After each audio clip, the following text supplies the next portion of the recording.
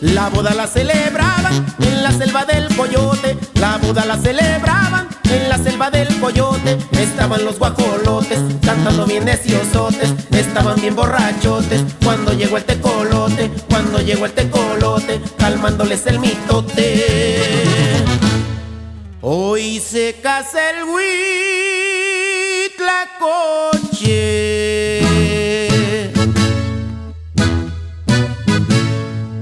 con una urraca famosa. La boda la celebraban allá por la Rumorosa. La boda la celebraban allá por la Rumorosa.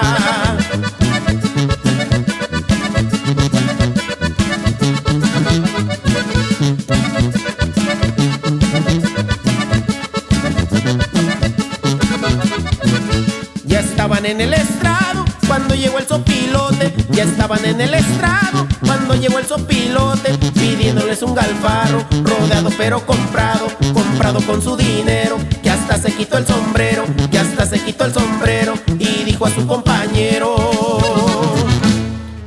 hoy se casa el Huitlacoche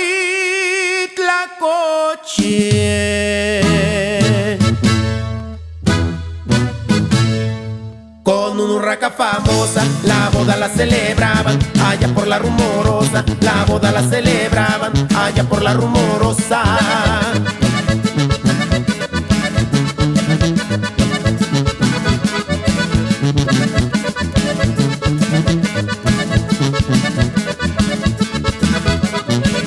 Como no los invitaron, varios estaban muy muinos. Como no los invitaron, varios estaban muy muinos. Abajo de un patiecito había unos correcaminos. Arriba en unas piedrotas estaban unas huilotas. Estaban unas huilotas echándose una grandota.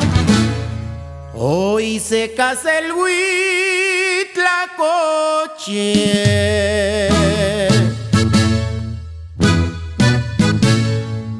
con una urraca famosa. La boda la celebraban allá por la Rumorosa. La boda la celebraban allá por la Rumorosa.